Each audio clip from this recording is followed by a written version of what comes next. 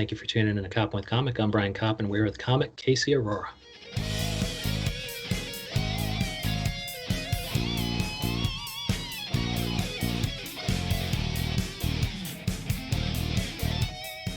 Casey Arora, how the hell are you? Hey, how's it going? Thanks for having me. Oh man, dude. The reason why I'm talking right now is because last night I took down the special called Comedy Under House Arrest. And what'd you think? Dude, first of all, you had a fucking hype man, which is a kind way of saying interruptive presence. I guess it was a positive interrupting presence. Yeah, I mean, I don't think there is such a thing as a positive interrupting presence. That's a very positive way to look at it, and I think that your mentality behind it is like great. Yeah. But a positive interrupting influence at the end of the day is still an asshole who's being annoying, you know? Yeah. I love that I'm being a hype man right now with my positive interruptive presence. Well, it's different because this was like invited, you know?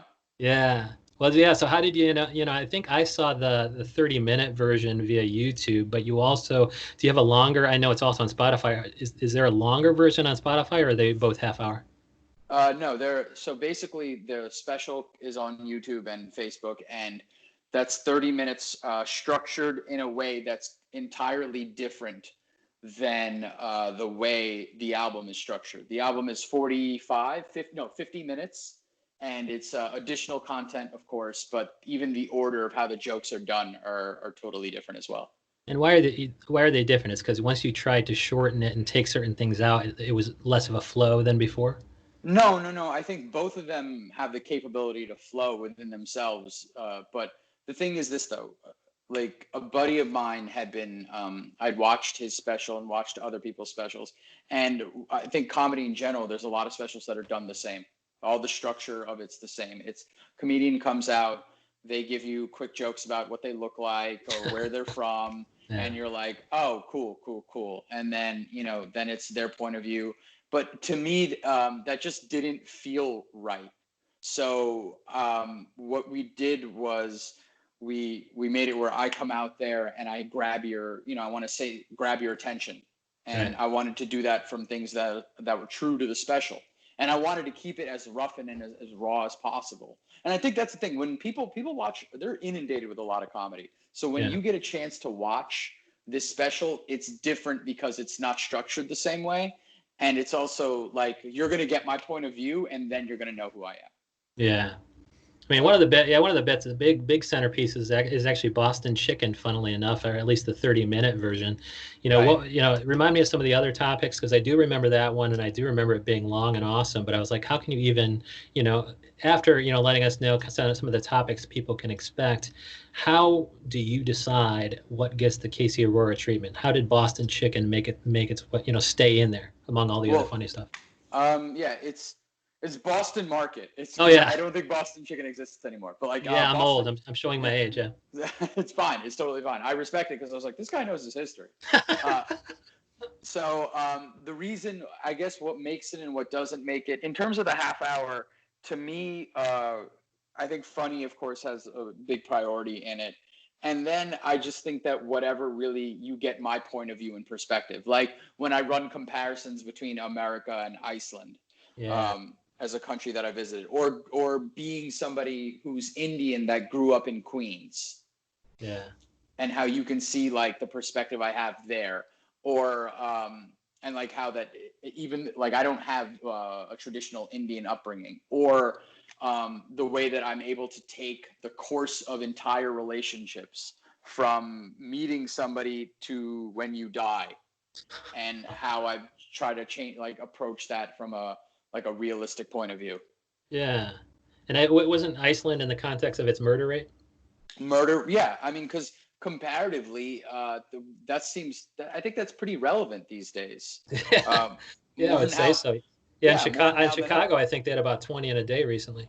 Yeah, and it's just like, I think about a country like Iceland where not only just the murder rate, but also their debt ratio. The country has no debt, or the fact that nobody pays for heating in Iceland.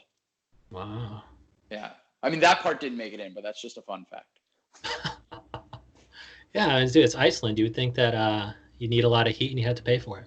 Well, I mean, they're all sitting on like a giant volcano, so technically they're doing pretty good out there. And so, yeah, I mean, did you do comedy in Iceland? I was offered to, but I just didn't.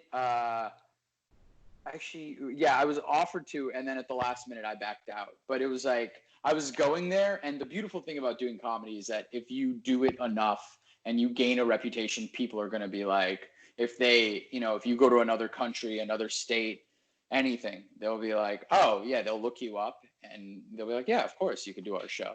So. Yeah. So that's pretty sweet. And so, yeah, what are some of the things that kind of, didn't make its way into the special because it wasn't coherent around the message that you wanted? Um, Or not particular jokes, but just, right. was there certain topics that you had to edit out that might make its way into your next special? I think I gave you guys everything I had. I really I gave it everything that I got. The album has all of it. It's just I think there might have been one or two jokes, but I just don't think that I think that I did different sort of incantations of those jokes in the album that are better anyway. So you literally have everything. But Um, now you're just going to have to go out and live like crazy. So you have thousands of stories. Right. I mean, essentially, yeah, I've got to sit down and start to look back on my life, hammer out things that I think will make sense. It's a lot of, I gave everything away because, I wanted to. I want people to have it. I should think there's like one or two jokes that are fully formed that are not out there on the album because it was too offensive. So you're going to have to subscribe to the YouTube in order to catch that. There's actually one joke that after I did it on the album, I did it like during the recording, the record label, we went to a diner afterwards, me and the guy who runs the record label, Blonde Medicine's the record label. Oh, And cool. we're sitting across from each other, we're eating, and it's like maybe 1:30 in the morning. And he goes, that joke, you warned the audience as to how offensive it was. There you go. And then you told them, and it still wasn't enough in terms of how much warning was necessary. Oh, that's And fucking you really put a lot of effort in warning them. And I go, I know. And he's like, and they were still caught off guard. And I go, I know. And then he said, I don't think we should put that on the album. I love that. I love that. Yeah. So a label head knows the perfect way to explain it to a comic. It's like, dude, you Yeah. warned them and they still got offended. Is that, you said Blonde Medicine? Is that Mike Kaplan's label? Yes, it is Mike Kaplan's Oh, label. cool. Yeah. Yeah, I think he had something out too. And so, yeah, I mean, fucking Blonde Medicine is just fucking rocking and rolling. I'm gonna have to get the label head on here and give him his kudos.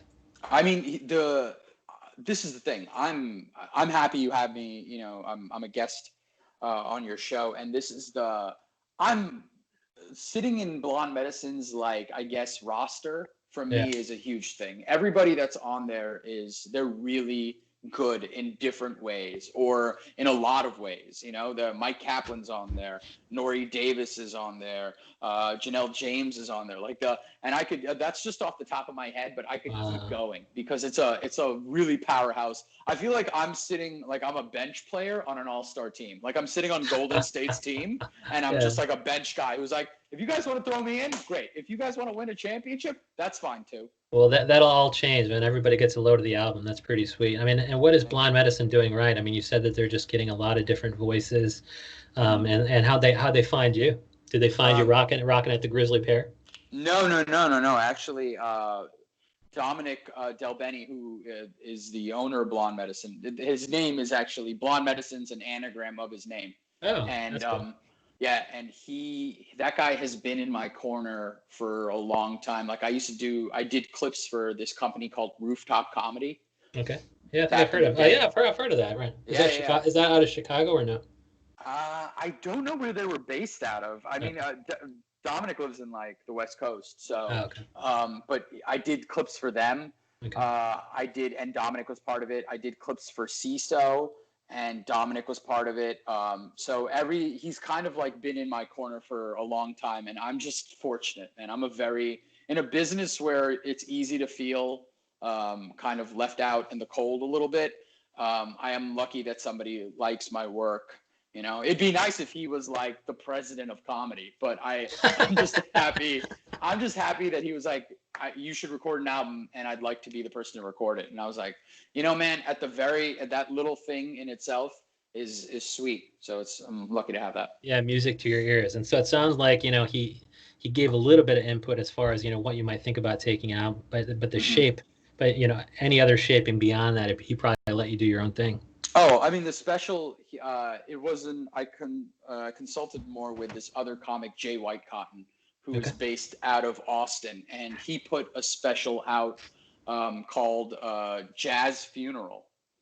And to me, it's probably one of the best specials to come out this year. And I don't think enough people are going to see it. And it's truly, I think it's kind of groundbreaking what he did. And so, what was groundbreaking about his that you might want to, that, you've done yourself, or something else, something you might like to do in the future with your second special? Well, I think that his way of mixing media is something that even I didn't do. Like his ability to mix media and really kind of utilize all the tricks. Like, let's put it this way, right? You watch something on YouTube TV, what have you. There's different ways you can kind of engage with the person, right? There's multiple ways that you can do it. Like Seth Meyers had a point in his special where you could skip ahead and skip over all the political jokes. Yeah, I remember that. Touch of a button. Right? Yeah, I remember that. It was cool. Yeah. So obviously, this is not something that that he was able to do. Jay was able to do, but Jay was able to do different things in terms of how you hear stuff, how you see things. It's not just. Sometimes it's reading. Sometimes there's not just performance at all. It's just words that you're reading that are breaking it up. He finds a way to keep you constantly engaged. Oh, that's cool. Yeah, it's a really. I think it's a really cool way that somebody did a special. Probably, like I said, it's going to go down as, I think, top 5 specials of the year. And I think that what I did was, when we discussed it, was like about perspective. Like, give you the perspective first. Think about a TV show. You don't learn the characters. They don't come out and say, "Hi, my name is Casey Arora. I'm from," you know what I mean? They never do that. You're right. That's a great point. Yeah, and that's to credit Jay in terms of what we were discussing. He's like, so what if we kind of looked at it that way, and then we spoke about in ways to do it, and then that's where we came up with the person who starts to yell out in the beginning. You know what? I realized something. My special, if you click on the YouTube link from Facebook, it won't allow you to go there properly without having to sign in, because the beginning of my special is me threatening to stab a man.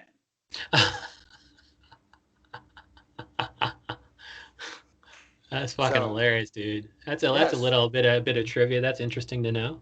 Right. So it's like when you have something that's the way I'm starting the special, there's a reason why. And I think that if anyone watches the first 10 seconds of the special, you're going to be like, well, how did this come about? Yeah. And hopefully you'll make it further in. And I think that that's what makes it, there's those little things that add to its interest.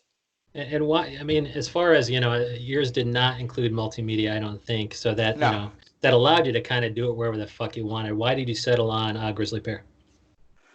I tried to record the special in Boston in December, and I wasn't able to. There was like a miscommunication in terms of interest. Okay. I thought there was. And that pesky miscommunication.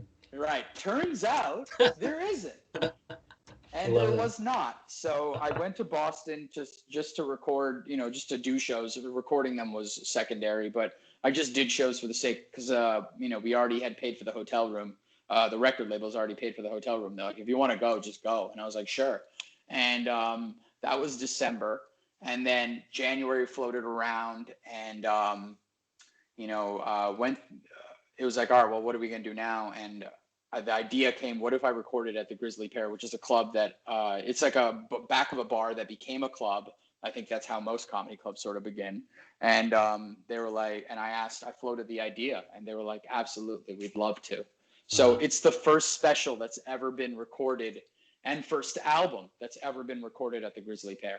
Yeah, that was my next question, which you already answered, which is, does the Grizzly Pear, do they already have kind of the setup for this? Is it kind of old hat for them? But it sounds like you're the person who kind of, made them jump through all the hoops that will make it easier for the next comic to record there. I think absolutely so. Like, well, Dominic handled all the sound, and I think anybody who has some level of idea in terms of, they have a soundboard at the Grizzly Pear, so it's not difficult to get it going. Right. So that was good.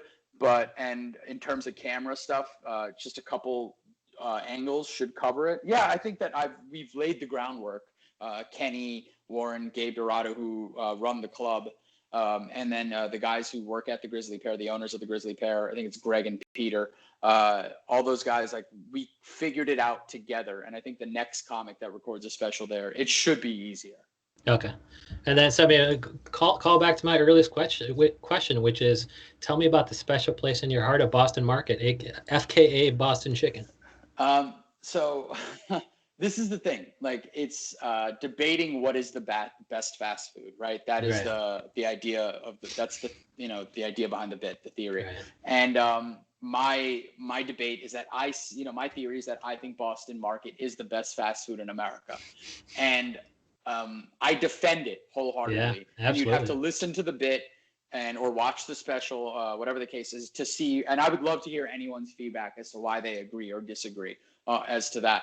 And the reason why, for me personally, why I think Boston Market is the best fast food, it holds a special place in my heart, is because freshman year of college, being a broke college kid, and you get tired of college food, unless you're on a great campus, Right. But I went to a state school, and it was trash. It was garbage food. Yeah. I think it was the same food they actually served in the prison nearby, if I'm not mistaken.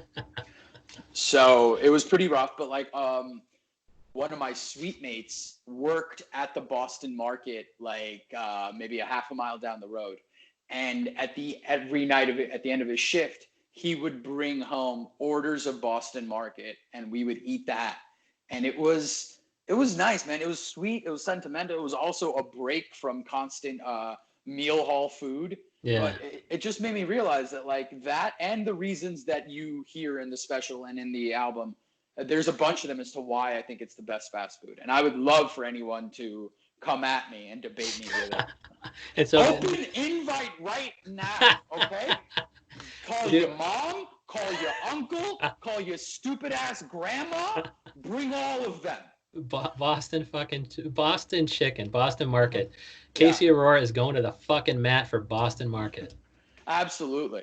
And so, yeah, and my question is, why did that make its way in there? I mean, not only because it had a special place in your heart, but you're fine going kind of antagonistic with the things previously shouted out by the crowd. They're shouting out things like McDonald's, etc. Right. The thing is this, though. I feel like that's a debate that's been raging on for a long time. I think that even it breaks into subsections too, right? Sometimes people are like, it's too broad. How about which place has the best fries? Right. Which place has the best chicken nuggets? There's constantly an argument. The argument of what is the best fast food in America. First of all, it's as American as it gets. One. Yeah. And two, that argument it's decades old, man. Right. We're talking, this shit goes further back than whether it's Spotify or Pandora, Like, this is an old argument that we're talking anybody from your dad to your neighborhood, or the neighborhood guy down the street who just immigrated to this country, to like this old lady who feeds the pigeons in the park. Everybody's got an opinion on fast food. And you were ready for all of them. Like, whatever they shouted out during your special recording, you were ready to take them down. Put them in a goddamn line. I'll take them all out. Dude, I fucking love that. And is there anything else that you feel so fucking strongly about that can make its way into your second special? It hasn't. Fortunately, I think I recorded the special in February. No, not right now. Right now, I think that the stuff that I have been working on is personal. It's a lot more personal and absurd in its own self. Okay. So, but nothing is off the table, and nothing's out of bounds. So I don't know what, I have a lot of strong opinions. I just don't. There's a difference between having strong opinions on things and then realizing, is this something you want to make an entire bit about? So, yeah. Yeah. And so you were like, everybody's going to be able to relate to this. Everybody's going to have a fucking opinion. It's close to my heart, and I'm going to shout them down if I have to. Yeah, because I don't think people put Boston Market in the ring. Oh, And not at all, because it's questionable as to, I don't know if enough people have eaten there to the mhm. point where they can even think it's fast. Because all you think is about the fucking spinning rotisserie chicken, but really a lot of that shit's ready when you get there. It's just I haven't, It's I've driven by plenty, but I don't even think I've been inside one. I'm gonna tell you right now, man. What you just said was like the almost like the music to the key to my heart. When you said, yeah, people think about the rotisserie, Yeah, but this is what you said that made the most sense. But it's ready when you get there. yeah, When you get to Boston, so many people have been argued with me, especially the guy in the special. Um, he's like, I don't think it's fast, and it's just like, how much faster does it need to be? To me, it's kind of it's as fast as fast food gets. yeah, That you come in, you go quarter white. The guy takes a knife, hacks 2 hacks. You got a quarter white sitting on a plate. What else is quicker? yeah. And everything else is ready. They just got Yeah, mashed potatoes are ready. They just fucking scoop them up in there. right. Everything is scooped up. You're telling me it takes less time to construct a sandwich than to chop 2 chops at a chicken? Get Yeah, out of here. I'll prepare enough meals for everybody and dude. their mama before you could finish a Burger King or any other fast food spot. Dude, as advertised, Casey Aurora is fucking just going to the mat for Boston Market, FKA Boston Chicken. If you want to see this hilarious shit, go to alldayKCA.com, or that's also your handles for Twitter and Instagram, right? Yeah, it's my handles for everything across the board. It's all day KCA. The website has the special on it. It's also on YouTube, on Facebook, everywhere. And so Spotify, they'll just call it up Comedy Under House Arrest. Well, for the album's name is actually called for Spotify and for Pandora and for iTunes. The album is called Draw 4. Okay. All right. How did I get Comedy Under House Arrest? Was that Comedy Under the House Arrest is the 30-minute name of YouTube thing? no, it's the name of the comedy special on YouTube and Facebook. Okay. I titled it differently from the album because like the special in itself is its own little thing, and the album, even though the material is the same, whereas the album has more material, the album in itself is named specifically for a reason. It's called Draw 4 for a reason. So Okay. And so I didn't want to give that up. it's out on Blonde Medicine. It's out there today, and everybody can take a look at it. Casey Aurora, thank you so much. Thank you so much for having me.